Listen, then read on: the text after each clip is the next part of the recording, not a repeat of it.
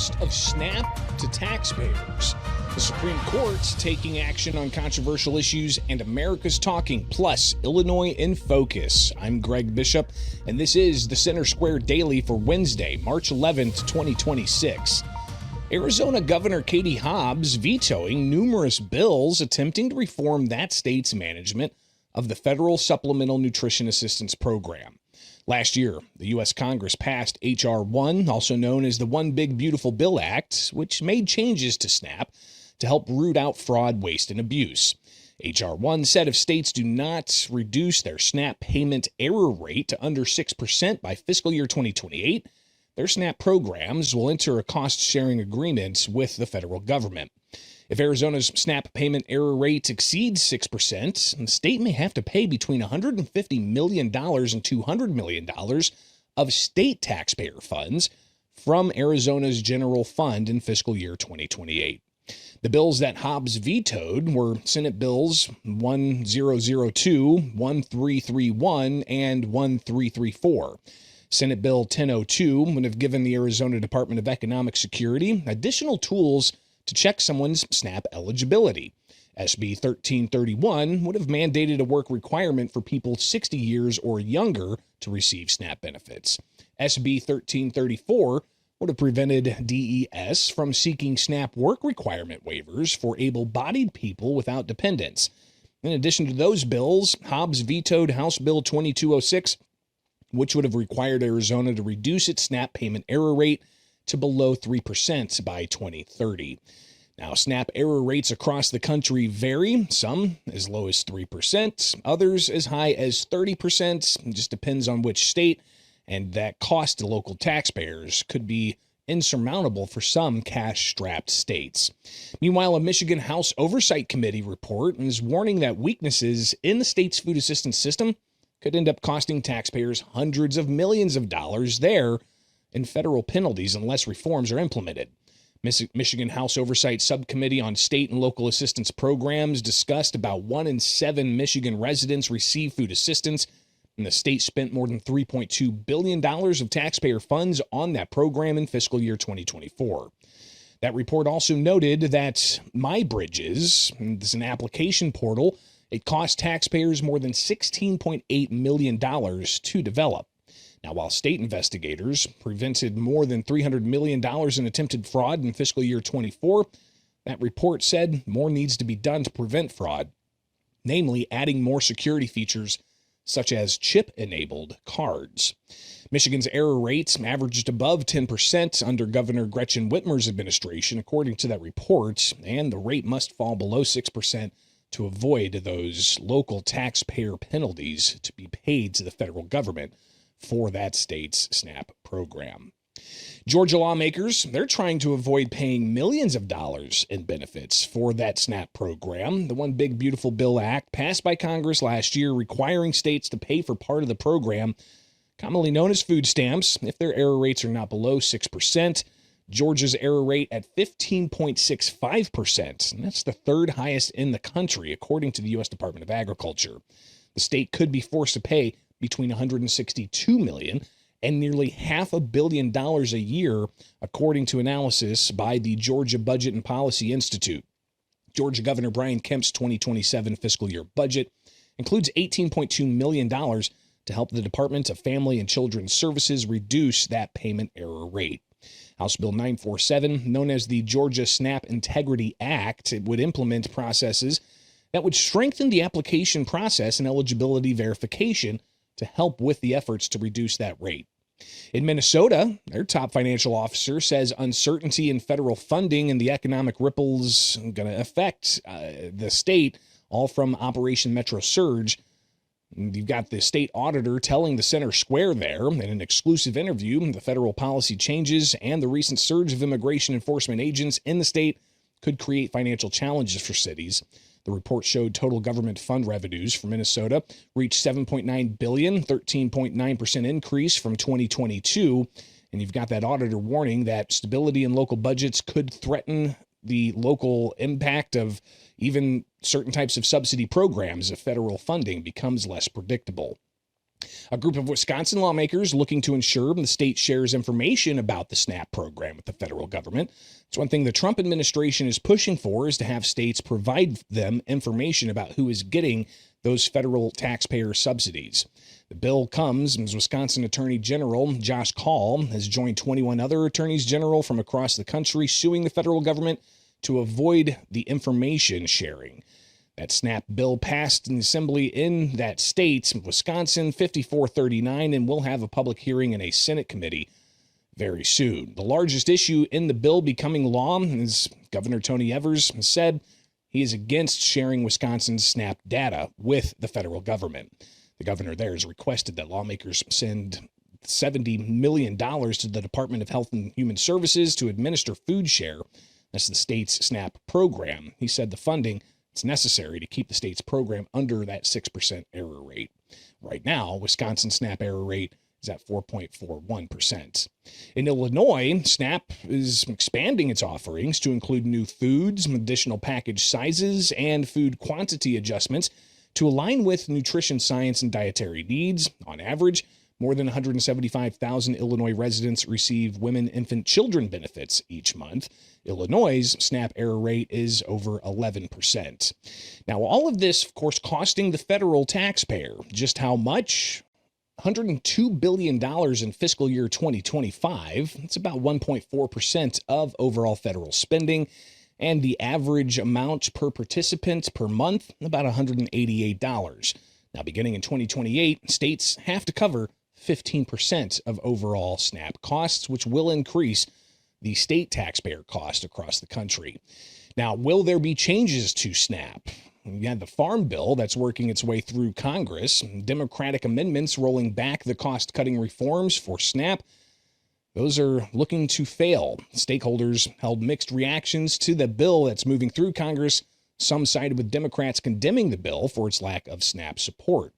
In a Thursday statement, the Food Research and Action Center said the bill blatantly ignores the robust impact of SNAP in supporting families, farmers, food retailers, and America's overall economy. There's going to be much more to say about the ongoing SNAP debates across the country and its impact on you, the taxpayer. And from concerns about the taxpayer cost of SNAP to how the nation's high court is acting on controversial cases, we're now joined by the Center Square's Andrew Rice. Andrew, you've been watching the U.S. Supreme Court for some time, and a lot of interesting cases are popping up. One that I think's got a lot of people's attention was about nonviolent drug users and whether or not they have a Second Amendment right. And you're talking with legal experts that anticipate the Supreme Court may actually overturn that case. Tell us about it. Yeah, exactly. Thanks for having me, Greg. This was a shocking case, really. Every legal expert I've spoken to, and even myself, was shocked to hear about this. The case is U.S. versus Hamani. It centers around a man in Texas who was found in possession of a firearm and also had marijuana and cocaine on him, according to court documents. When he was found with that, it was seen in clear violation of a law that restricts unlawful drug users from possessing firearms. So the Trump administration pursued him and sought to disarm him. And they filed a petition to the Supreme Court seeking to uphold this law that disarms felony drug users from possessing firearms. However, once we got to the oral arguments, which were just a few days ago, many of the justices appeared to side against the Trump administration. A lot of these justices were pointing to examples of other drugs and controlled substances that may be used unlawfully, something like Ambien, where somebody uses somebody else's prescription Ambien, a spouse uses their significant other's Ambien. And if they are in possession of a firearm, does that get taken from them at that point? So the justices really appeared very, very skeptical. And based on those arguments, they were honestly, some legal experts I've spoken to anticipate a reverse ruling from what was initially expected. Again, the Trump administration sought relief in this case, and it was expected that the justices would side with them, but it's not looking like that's going to be the case. And some experts have said it could be an 8-1 opinion against the Trump administration. It'll be interesting to see what the ramifications of that will be, as it is unlawful by federal law to be a habitual user of illegal drugs and marijuana, even though recent actions from the Trump administration to try to reschedule that, it's still considered in that, Schedule 1 category, right up there with the likes of LSD and cocaine. So that's going to be a fascinating one, but it's not the only one impacting the Second Amendment. There was another case that the Supreme Court declined to hear about felony gun possession. Tell us briefly about that one. Yeah, there's another case, exactly like you said. This is the third time the Supreme Court has rejected a felony gun possession case that's similar to this. This case was based from a woman who was disarmed because she committed bank fraud. She committed check fraud, and that is a non-violent felony. But she was barred from possessing firearms because of that. And so that's the third case in recent months that the Supreme Court has rejected to hear along those similar lines. There were two others with similar bank fraud and wire fraud issues, more nonviolent crimes where individuals were disarmed. But the Supreme Court decided they're not going to hear that again, to hear that case in the Second Amendment. So it's a very fascinating development in there. The woman was a mother, and she has appealed to her status as a mother, as someone who works in social assistance, and she has been stripped of her right, but she has said that I'm innocent here. It was a issue years and years ago. It doesn't affect how I have my possession of firearms now. But the court has rejected to hear that, and will continue to keep this law against nonviolent felons. Well, Andrew, this obviously is a lot to take in, but there's even more cases involving some very controversial issues. The Supreme Court's had a busy session this spring so far. They're looking at also a variety of different immigration style cases. Tell us what we're looking at there. Yeah, we're looking at a lot of different immigration cases from the Supreme Court. We have one upcoming arguments. Arguments are set for March 24th in a case to determine at what point an immigrant arrives in the United States. This is going to be a very complex issue because federal statute requires that once an immigrant, quote, arrives in the United States, they are entitled to asylum protections, or at least entitled to an asylum hearing. However, the Trump administration is arguing that that arrives is very different than what some other advocate organizations are hoping to seek. Some organizations are saying that once you cross that U.S.-Mexico border, that is a determinant of arriving in the United States.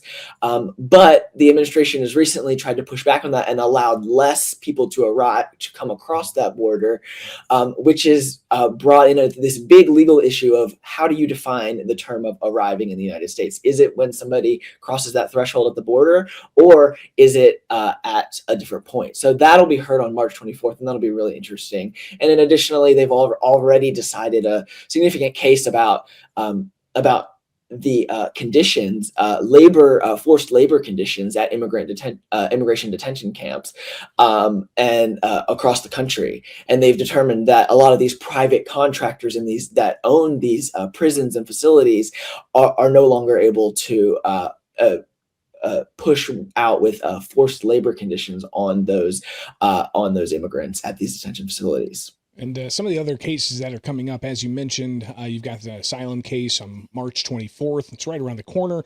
You've got also a birthright citizenship case that's going to be heard April 1st. And also mail-in ballots, something that the Supreme Court's going to be taking up. And that's one thing that has been interesting to see how they've handled, for instance, a case out of Illinois, right? I mean, the case that Congressman Mike Bost brought forward, that was about, 2 weeks after Election Day, and can they actually, be in the jurisdiction and be somebody that's aggrieved and harmed by that 2 weeks? I mean, they didn't decide on that issue about the 2 weeks. They just had to decide on the jurisdiction issue, right? But that's something else that could be coming back, and they're dealing with another case dealing with mail-in ballots March 23rd. Tell us about that one. Yes, that mail-in ballots case is going to be pretty significant. It's a challenge to the mail-in ballot receipt deadline, specifically the receipt in Mississippi. Mississippi currently allows mail-in ballots to be received up to 5 days after an election, as long as those ballots are postmarked by election day. This is really significant because it really gets to the heart of, like you were saying, Greg, the heart of the merits in that Bost decision that the court already sided with Congressman Bost on that. But they're going to be challenging this provision in Mississippi, but this is going to affect states across the country. 14 states and the District of Columbia allow mail-in ballots to be received after Election Day, as long as they're postmarked by Election Day. As I'm sure you know, Greg, in Illinois, those ballots can be received up to 14 days after Election Day, as long as they're postmarked by that day. So the court is really going to come into this deciding what does it mean that in the federal statute, Election Day is set for a certain day? Does that mean that ballots can't be received after that point? And what does it look like, especially as we look at changes going on in the Postal Service and how things are being postmarked moving forward, what that means for mail-in ballots and counting ballots that are received after a federal election day. So it'll be really significant. Andrew, obviously another big issue they've dealt with is the issue of transgender ideology and policies. We could probably spend 20 minutes just talking about that, but I do want to get your thoughts on what seems to be kind of an interesting case concerning Guam and hazardous disposal. What's this case all about? Yeah, this case really came out of left field, I'll be honest, at least for me in my experience. So since about 1982, the Air Force has disposed of hazardous munitions and material on a private beach that's closed to the public beach in Guam. They've disposed of, dangerous material, hazardous material that they use in, war fighting and all of those things. And they've done that for, like I said, decades. Each time that they've had to do that, every few years they have to apply to a certain statute that allows them to show that the dumping of these materials is not going to harm the environment in Guam. But back a few years ago, back in 2021, an environmental group in Guam decided that the Air Force did not meet the proper qualifications to explain that this wasn't going to be hazardous to the environment. So they challenged that, and they specifically brought in a statute that requires an organization to put in a environmental impact statement, no matter in anything that they're doing, when they dispose of these hazardous materials, which is something that the Air Force hadn't done in the previous years when it applied. So the Air Force is really going to be looking at this really seemingly technical procedural challenge, but it's going to have some far-reaching implications for environmental standards and whether or not they can dump some of these hazardous materials in Guam like they've been doing since 1982, Greg. Again, a lot of different issues that the U.S. Supreme Court's tackling, and Andrew Rice and our team over in Washington, D.C. and across the country keeping close tabs on all of that. So be sure to get the newsletter in your inbox at thecentersquare.com. Now it's time for America's Talking, with headlines from across the country, where we focus on Washington. And the longest floor session in state legislative history continued late into Tuesday afternoon as members of the House debated amendments to a controversial income tax bill. The Center Square's Carlene Johnson reports that they were debating for 22 hours Tuesday afternoon, going nonstop with floor speeches for and against amendments to this bill, most of which were offered by Republicans and rejected by Democrats. Senate Bill 6346 would impose a 9.9% tax on personal adjusted gross household income exceeding $1 million. But Washington State Representative Chris Corey, he said the state hasn't had an income tax for 100 years, and the people there, he says, have shown time and again that they don't want an income tax. So the fight is for several reasons. One, the income tax is unconstitutional, and it is not a millionaire's tax. It's an actual income tax with an exemption, for now, for your first $1 million. I think that's very important because structurally in the bill, and they've rejected all our amendments to try to codify this, they can come back at any time and lower it. And they will, because in addition to passing this tax, which they claim they need to balance their budget, they continue to grow spending. They don't make any cuts. They don't make any spending changes. They don't prioritize certain things like education, transportation. It is just grow, grow, grow. And it's coming at a cost to the people.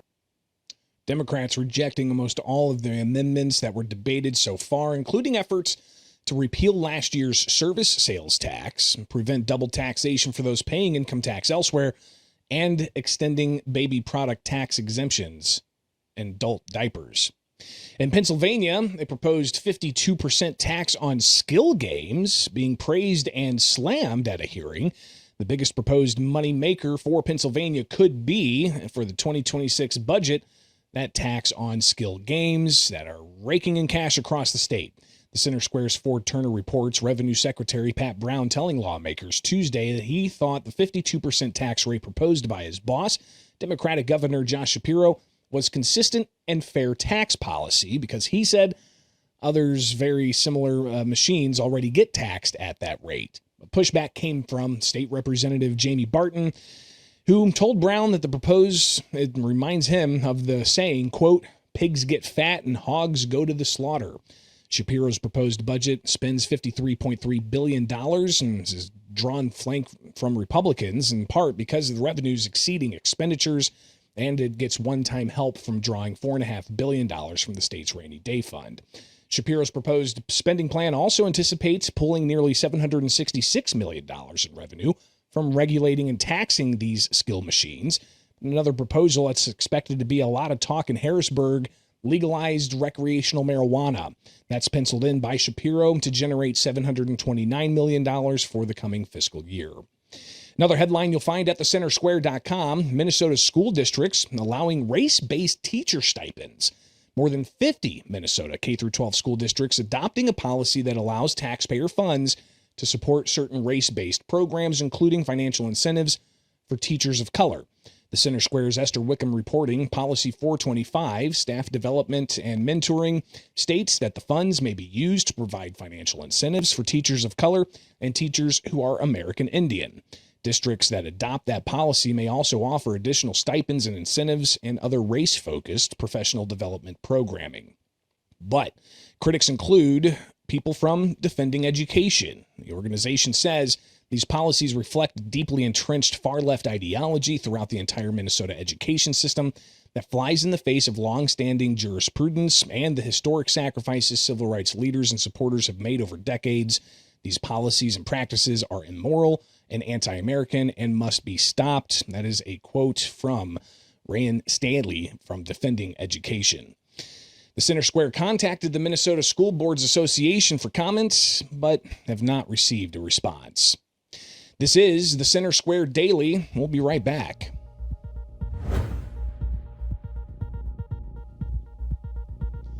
In less than a week, Illinois voters heading to the polls if they haven't already voted early, and big on the ticket is who is going to be the nominee for each party to fill the seat being vacated by U.S. Senator Dick Durbin. Welcome back. It is the Center Square Daily. I'm Greg Bishop, your host, and let's put Illinois in focus. And joining us here for Illinois in Focus is Pamela Denise Long. She's one of 6 Republican candidates vying for the GOP nomination. Pamela, thanks for taking time with us today. And let's just start off with how you guys are feeling heading into the home stretch here. The election is Tuesday. Yeah, it's good to see you again. And it's poetic because I believe you were my first major media stop when I launched my campaign back in May. And we're feeling good. We're resonating everywhere we land, although there are some stakeholders, NBC5 in Chicago, who's iced us out. And so we've filed an FCC complaint about that. Big issues you're hearing from potential constituents across the states when it comes to how the federal government impacts the land of Lincoln. Yeah. So what are we hearing? What we're hearing is that we're not seeing enough representation. What we're hearing is people seeing sold out. What we're hearing is that people are hopeful that my voice, right, will go to Washington, D.C. and actually represent the people because I've been presenting the policies that I'm going to implement within 90 days. They're upset that people aren't standing on what needs to be done in terms of protecting women and girls, in terms of outing people who've abused their power, in terms of, funding foreign wars and the like. We want to see Americans first, and we're here for it. It's about time.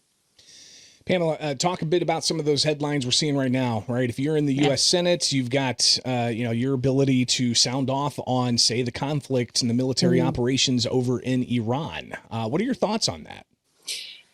Oh my gosh. I don't like regime change. I think I've talked about that a bit before. I think that we are curating enemies. I'm concerned that there are more casualties from American troops than has been expressed. I'm concerned that this could be another forever war. I need to see an exit strategy. And, we should hope to see that before I'm elected, right? We need to see that post haste so we know how we're going to get out of that. What I'm hearing from people is that they're afraid. What I'm hearing from soldiers also who are vets are that they're concerned that this could be a never ending war. Pamela Denise Long, one of the Republicans running for the Republican nomination for U.S. Senate with us here. And another big issue that's in the headlines, voter ID and a mandate that the Trump administration is putting on Congress, wanting them to pass the Save America Act. But the U.S. Senate is where it's at, and there could be some issues with the filibuster. First, what are your thoughts on the filibuster? And then let's talk a little bit about voter ID. Yeah, so I've expressed before that the filibuster is baked into the congressional processes because it is the voice of the minority. It is what helps the U.S. Senate be more deliberative in the things that we implement.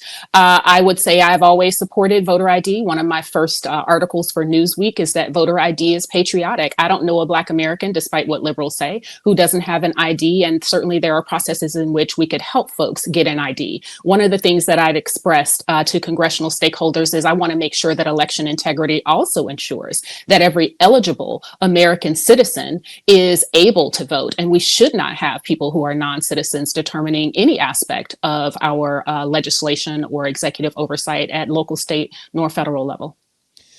Pamela, as a Black woman in Republican politics, what do you feel is going to be the Black voters' impact on this U.S. Senate campaign, especially considering the field that you've seen on the Democrat side? Yeah, so Black Americans are breaking up with the Democratic Party, and I'm here for that as well. One of the articles that I wrote for Newsweek. But what I'm also knowing about the Black American community, since I've done so much work in that community, including in Chicago, is that what they're looking for is people who are advocating for their interests. They're looking for authentic relationship. We can't win the general election without also digging into 20 to 30% of Cook County, and that's going to have to include Black Americans. And so what I've called Republicans to do over the years is to actually bring their A game and understand the Black community. And I believe that I am the candidate on this side of the aisle who has those relationships and has that understanding and also has the policies that Black Americans are resonating with right now. In the U.S. Senate, you'll be dealing with a lot of federal policies. You may be dealing with things that would impact Illinois directly. I know the Trump administration's had some executive orders out there to withhold federal funds from states and jurisdictions that have no cash bail, for instance. Is that something that you would support in withholding funds from a state like Illinois to have some policy changes on an issue like public safety? Yeah, so public safety certainly can raise to the federal level. I think I understand the inequities, if you will, that people were trying to correct by the no cash bail, but they overshot the target by a long shot when you have people who've been arrested 30 plus times, including for violent crimes, and they're released without bail. What they wanted to do is make sure that people that innocent before proven guilty, right, is implemented. And so we need to definitely take a look at what that looks like. I'm not sure about withholding funds for that reason, but I think we need to look at the impact, investigate the impact of what the Safety Act has done and what no cash bail has done around the country and decide what's the best course to go in fixing that, both the inequities and making sure that we're on target. Another criticism I hear about the interplay between a state like Illinois and the federal coffers is the state of Illinois is a giver state. I've seen, Democrats for years talk about how they need to capture more federal dollars to bring back to Illinois. Is that a concern of yours, that Illinoisans pay more in federal income tax than the state gets back? And how do you go about getting and securing more of those federal tax dollars for the land of Lincoln?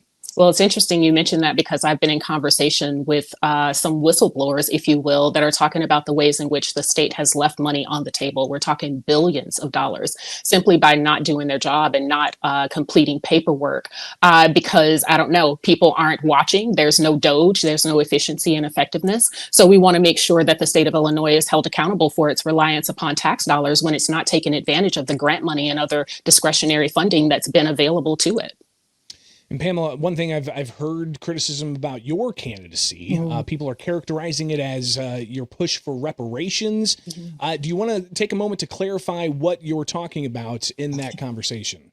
Yeah, so of course, reparations is the R word, right? It's people's own understanding of what it is. I'm not running on reparations. However, I support any American's First Amendment right to hold the government accountable, whether it be J6ers who were literally let into the Capitol, but the Department of Justice was weaponized against them, whether it be American citizens who are holding the government accountable for the ways they've replaced us all via mass immigration, both legal and illegal. What I am proposing, to be correct, is that we sunset minority spending by redirecting half of those funds to the people it was originally designed for. Currently, a minority is anyone who's not a straight white Christian male. So a descendant of an enslaver can come over here and code as Black and be a minority. A Chinese man can come over here, a gay man can be a minority. I think it's wrong. I think it's wasteful. And I think the way we sunset that is to meet original intent. And in about 40 to 50 years, based on economic projections, we can save $24 trillion and settle the issue. All right. Well, Pamela, obviously, we've got just a handful of days before the March 17th primary. Here it is, the kind of opportunity for you to set yourself apart from the other 5 candidates that are on the ballot. What makes Pamela Denise Long the right choice? Yeah, I'm the right choice because I have 30 years of experience across the areas that the U.S. Senate will write legislation for, as well as investigate to make sure that Americans' rights are being preserved and protected. We've had lawyers running our system for a really long time now, and look at where we are. In addition to that, antitrust law, for example, as one of my competitors talks about, is something that happens within the executive branch, not the legislative branch. We already have antitrust laws, and what we need is those who have the broad experience to investigate those things. I have the support that we're going to need in Cook County in order to win the general. And I think what this March 17th primary comes down to is who can win the general, who has the voice and message and policies that are going to deliver. I'm endorsed by Veterans for America First, and we'll have legislation for that. I'm also endorsed by Peoria County Republican Central Committee. I'd ask people to take a look at my website at longforsenate2026.com and make the wise decision so that we can win this come November, and we can make Illinois a model of what it means to unite a state and thus unite a nation. Well, Pamela Denise Long, one of the 6 candidates for the Republicans on the March 17th ballot. Greatly appreciate you taking the time with us, and we'll talk again soon. My pleasure. Thank you. And that's it for the Center Square Daily from my studios in Central Illinois. I'm Greg Bishop. Join us back here Thursday for more stories impacting you, the taxpayer, from across the country, only with the Center Square Daily.